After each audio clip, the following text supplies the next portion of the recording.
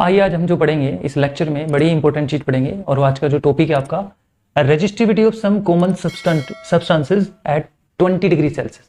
तो देखिए आपका टॉपिक क्या है, resistivity of some common substances at 20 degree Celsius. यानी हमारे पास कुछ कॉमन सब्सटेंसेस हैं, उन कॉमन सब्सटेंसेस के हमने रेजिस्टिविटी की वैल्यू बतानी है कि रेजिस्टिविटी की वैल्यू कितनी होगी और एट 20 डिग्री सेल्सियस। देखिए हमने यहाँ पे स्पेशली 20 डिग्री सेल्सियस क्यों लिया, क्योंकि हर मटेरियल की जो इलेक्ट्रिकल रेजिस्टिविटी है वो अलग अलग टेम्परेचर पर अलग अलग होती है।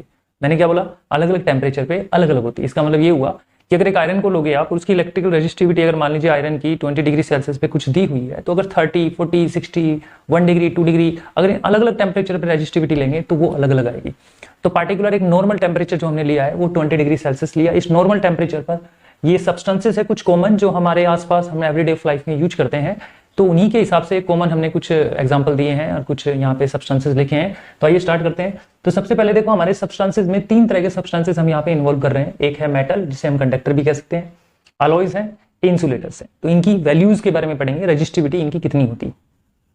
तो देखिए सिल्वर आपके पास, सबसे पहले हमने देखो सिल्वर लिया। सिल्वर की रेजिस्टिविटी दी हुई है देखिए 1.60 इंटू 10 की पावर -8।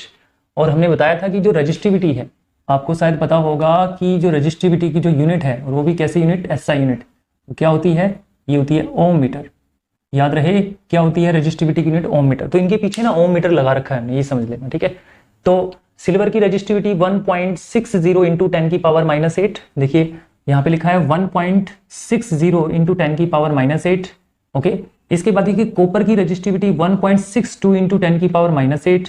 तो यहाँ सिल्वर और कॉपर में देखिए आप ध्यान से, इनकी रेजिस्टिविटी में 10 की पावर -8 है। आप मेटल और कंडक्टर में देखिए इन सबकी रेजिस्टिविटी में -8 है और लास्ट में आ रहा है 10 की पावर -6। अब इसको ध्यान से समझिएगा, सिल्वर की रेजिस्टिविटी 1.60 इंटू 10 की पावर -8 है, कॉपर की देखिए 1.62 इंटू 10 की पावर -8 है। ऐसे ही एल्यूमिनियम की है 2.63 इंटू 10 की पावर -8। टंक्स्टन की दी हुई है 5.20 इंटू 10 की पावर -8। ऐसे निकल की दी हुई है 6.84 इंटू 10 की पावर -8। आयरन की दी हुई है 10.0 इंटू 10 की पावर -8। क्रोमियम, यहाँ पे क्रोमियम है, क्रोमियम की 12.9 इंटू 10 की पावर -8। मरकरी जो है आपकी उसकी होती है 94.0 इंटू 10 की पावर -8। यहाँ पे जो मैग्नीज है, मैग्नीज होती है 1.84 इंटू 10 की पावर -6। तो यहाँ पे जो मेटल यानी सारे कंडक्टर्स हैं, ये मेटल्स हैं। इन मेटल्स को देखो आप जैसे जैसे नीचे जा रहे हो तो यहाँ पे जो इलेक्ट्रिकल रेजिस्टिविटी है वो धीरे धीरे क्या हो रही है, बढ़ती जा रही है। तो सबसे कम इलेक्ट्रिकल रेजिस्टिविटी जो है वो किसकी है, सिल्वर की है। कितनी है, 1.60 इंटू 10 की पावर -6। सबसे कम इलेक्ट्रिकल रेजिस्टिविटी किसकी है भाई, सिल्वर की है। तो देखिए जिसकी इलेक्ट्रिकल रेजिस्टिविटी कम होती है, आपको पता ही है जिसकी इलेक्ट्रिकल रेजिस्टिविटी कम होती है उसका इलेक्ट्रिकल रेजिस्टेंस भी कम होता है। अगर हम चाहें तो इनको इलेक्ट्रिकल वायर की फॉर्म में इसका इस्तेमाल कर सकते हैं, जो इलेक्ट्रिकल वायर बनाने के लिए इसका इस्तेमाल कर सकते हैं, लेकिन हम जनरली नहीं करते। कारण क्योंकि ये कॉस्टली होती है, कॉस्टली होने की वजह से हम इसका वायर बनाने में काम नहीं ले सकते।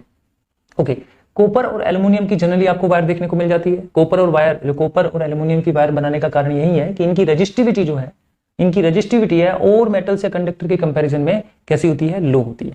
तो आपने इस वाले जो मेटल और कंडक्टर की जो रेजिस्टिविटी की वैल्यू यहाँ पे हमने बताई हुई है, तो यहाँ पे आपको एक चीज समझनी है कि जो इलेक्ट्रिकल रेजिस्टिविटी जो होती है, यहाँ पे देखो 1.84 इंटू 10 की पावर -6 जो है मैग्नीज की दी हुई है, राइट। तो इसका मतलब इसकी सबसे ज्यादा, मैग्नीज की सबसे ज्यादा इलेक्ट्रिकल रेजिस्टिविटी होती है, सबसे ज्यादा इलेक्ट्रिकल रेजिस्टिविटी। ये मेटल्स या कंडक्टर है। तो एक तरह से हम देखें तो जो मेटल्स या कंडक्टर्स हैं आपके ना, जो मेटल और कंडक्टर्स हैं, इनकी इलेक्ट्रिकल रेजिस्टिविटी की अगर हम बात करें तो इलेक्ट्रिकल रेजिस्टिविटी यहाँ पे 10 की पावर -8 से अबाउट 10 की पावर -6 तक लाइज कर रही है। यानी जिस वैल्यू के पीछे 10 की पावर -8 और 10 की पावर -6 तक चली जाए वैल्यू, वो आपके पास क्या कहलाएगी, मेटल्स कहलाएंगी। यानी मेटल्स की इलेक्ट्रिकल रेजिस्टिविटी वो कहलाएगी आपके पास। अब अलॉयज की बात करते हैं, जैसे मैग्नीन है आपके पास। जनरली देखिए मैग्नीन होता है आपके पास, जो मैग्नीन है आपके पास, तो मैग्नीन एक्चुअल में होता क्या, अगर हम यहाँ पे देखें तो देखिए मैग्नीन एक अलॉयज होती है। अलॉयज जब 2 और मोर मेटल से मिलकर जो बनती है उसे अलॉयज कहते हैं। यहाँ पे मैग्नीन, जो मैग्नीन बनी होती है किन मेटल से मिलकर बनी है, देखो कॉपर, मैग्नीज और निकल। इस मैग्नीन के अंदर 84% जो है कॉपर होता है, और जो मैग्नीज होता है 12% होता है, 12% होता है, और निकल जो होता है 4% होता है। यानी टोटल 100% हो गया। तो ये मैग्नीन ऐसे बनेगी। तो मैग्नीन बनने के लिए कॉपर, मैग्नीज और निकल चाहिए आपका, ठीक है, ऐसे बनता है। अब इसकी इलेक्ट्रिकल रेजिस्टिविटी की बात करें तो देखिए जो मैग्नीन है इसकी इलेक्ट्रिकल रेजिस्टिविटी होती है 44 इंटू 10 की पावर -6 ओम मीटर। इतनी इलेक्ट्रिकल रेजिस्टिविटी होती है इसकी। किसकी? मैग्नीन की। तो मैग्नीन की इलेक्ट्रिकल रेजिस्टिविटी हमने कितनी बताई? 44 इंटू 10⁻⁻6 ओम मीटर। कितनी? 44 इंटू 10⁻⁻6 ओम मीटर। अब देखिए कांस्टेंट, ये भी एक अलॉय है। जो कांस्टेंट जो अलॉय है इसकी कितनी होती है? देखिए इसकी जो अगर हम बात करें इलेक्ट्रिकल रेजिस्टिविटी 49 इंटू 10⁻⁻6, ये देखिए इसकी इतनी होती है। ये इलेक्ट्रिकल रेजिस्टिविटी कांस्टेंट की होती है। और जो कांस्टेंट होता है वो 60% तो कॉपर तो होता है इसमें 60% और निकल होता है इसमें 40%, राइट। कांस्टेंट कई बार एग्जाम में क्वेश्चन आ जाता है कि भाई ये किन किन मेटल से मिलकर बना है, तो उनके नाम बताने पड़ जाते हैं, तो आपको ध्यान रखना पड़ेगा यहाँ पे। अब हम नाइक्रोम की बात करते हैं। देखिए जो नाइक्रोम है आपका, नाइक्रोम या निक्रोम भी कह देते हैं इसको, तो इसकी इलेक्ट्रिकल रेजिस्टिविटी जो है वो होती है इतनी 100, आप ऐसे लिख सकते हो यहाँ पे 100 इंटू 10⁻⁻6 ओम मीटर। ये होती है इलेक्ट्रिकल रेजिस्टिविटी किसकी? नाइक्रोम की। अब देखिए नाइक्रोम कैसे बनता है? नाइक्रोम बनता है, निकल इसमें 60% होता है, क्रोमियम इसमें होता है 12%, और भाई आपके मैग्नीज होता है 2%, और जो आयरन होता है वो 26% होता है, ठीक है। देखिए इसमें टोटली 4 मेटल्स के कॉम्बिनेशन से आपकी नाइक्रोम बनती है। और आप अगर ध्यान दो तो जो नाइक्रोम वायर है वो हीटर के अंदर यूज होती है, टोस्टर के अंदर होती है, जितने भी हीटिंग अप्लायंस होते हैं जो हम इलेक्ट्रिसिटी देने पर वो गर्म हो जाते हैं, जितने भी आपके घर में या बाहर आपने देखे होंगे इलेक्ट्रिकल अप्लायंस जो गर्म हो जाते हैं इलेक्ट्रिसिटी मतलब उसमें पास करने पर, जैसे हीटर हो गया, इलेक्ट्रिक इमर्जन रोड हो गया ना, गीजर हो गया, ये जो इलेक्ट्रिकल केटली आती है, प्रेस आती है, इन सभी में देखिए क्या होता है, ये अलॉयज यूज होती है, मैग्नीन, कांस्टेंट एंड नाइक्रोम। क्योंकि क्यों ऐसा कारण क्यों बोल रहे हैं हम? इसलिए बोल रहे हैं क्योंकि इसमें करंट तो पास हो जाएगा और ये हीटिंग इफेक्ट भी देती है। हीटिंग इफेक्ट क्यों देती है? क्योंकि इनका इलेक्ट्रिकल रेजिस्टिविटी मेटल्स के कंपैरिजन में ज्यादा होता है। मेटल के कंपैरिजन में कैसा होता है भाई? ज्यादा होता है, ये आपको ध्यान रखना पड़ेगा। अच्छा, अगर हम यहाँ अलॉयज की बात करें, अगर जनरली हाँ अलॉयज की बात करें तो ये देखिए इनमें 10⁻⁻6 10⁻⁻6 10⁻�6, तो जनरली अलॉयज की जो इलेक्ट्रिकल रेजिस्टिविटी होती है वो ज्यादा होती है। देखिए ज्यादा है, देखिए यहाँ पे इनसे तो ज्यादा ही है, राइट, इनसे तो ज्यादा ही है, मेटल से, नॉन मेटल से या कंडक्टर से। अब इंसुलेटर की बात कर लीजिए।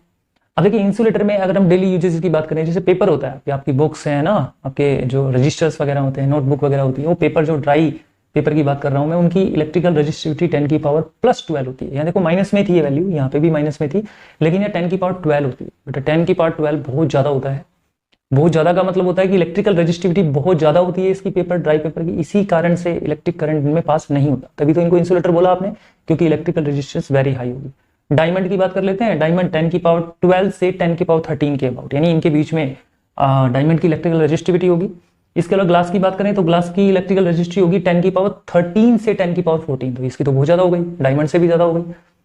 हार्ड रबड़ की बात करें, जो हार्ड रबड़ होता है तो 10⁻12 से 10⁻16 हर्ट्ज है। हार्ड रबड़ का मतलब है जैसे आपके शूज वगैरह या आपके स्लीपर्स वगैरह बनते हैं उनसे। एबोनाइट एक मटेरियल होता है, एक रोड होती है, एबोनाइट रोड मटेरियल होता है, उसकी इलेक्ट्रिकल रेजिस्टिविटी 10⁻16 से 10⁻17 होती है। देखिए बहुत ज्यादा है। यहाँ इनकी इलेक्ट्रिकल रेजिस्टिविटी की बात करें तो इलेक्ट्रिकल रेजिस्टिविटी इनकी वेरी हाई होती है, वेरी हाई। तो देखिए बहुत ज्यादा होती है इनकी इलेक्ट्रिकल रेजिस्टिविटी, और यही कारण है कि इनमें से इलेक्ट्रिक करंट पास नहीं हो पाता है। और ये किसी तरह का, जब इसमें से इलेक्ट्रिक करंट ही पास नहीं हुआ तो किसी तरह का हीटिंग इफेक्ट भी ये दे नहीं पाएगा। तो आज हमने जो जाना और समझा कि electrical resistivity of some common substances at 20 degree Celsius, यानी एक पार्टिकुलर नॉर्मल टेम्परेचर यानी 20 डिग्री सेल्सियस पर डिफरेंट मटेरियल की जो इलेक्ट्रिकल रेजिस्टिविटी की वैल्यू है वो कितनी होती है, हमने यहाँ पे समझा। देखिए इन सभी को याद करना पॉसिबल नहीं है, क्योंकि हमारे पास मटेरियल और भी हो सकते हैं। हमने कुछ कॉमन जो यहाँ पे मटेरियल लिए हैं वो यूज किए हैं। तो आपको क्या करना है, जो मेन होते हैं, जहां जहां यूज हो रहा है, जिनसे क्वेश्चंस बन सकते हैं, उनकी आप इलेक्ट्रिकल रेजिस्टिविटी की वैल्यू याद रखने की कोशिश करिएगा। और दूसरी बात ये है कि ये जो अलॉयज वाला आपका ये जो कॉलम दिख रहा है आपके पास यहाँ पे ध्यान रहे, जैसे मैग्नीन है, जैसे कांस्टेंटन है, नाइक्रोम है, इनको आप जरूर याद रखिएगा, क्योंकि ये किन किन मेटल से मिलकर बनी है ये भी आ जाता है कई बार आपका एक नंबर में, या फिर कितने परसेंट इसमें जो मेटल है वो कितने परसेंट होती है ये आ जाता है। दूसरा, अलॉयज में मैग्नीन वायर और कांस्टेंटन और नाइक्रोम वायर का इस्तेमाल कहाँ किया जाता है। हीटिंग, मैंने प्रीवियस लेक्चर में भी कुछ बताया था आपसे कि हीटिंग इलेक्ट्रिकल अप्लायंस में यूज करता है, जैसे आपके इलेक्ट्रिक हीटर है ना, इलेक्ट्रिक टोस्टर है, इंडक्शन प्लेट है, इन सभी में यही यूज किया जाता है। ओके, तो आप इसको नोट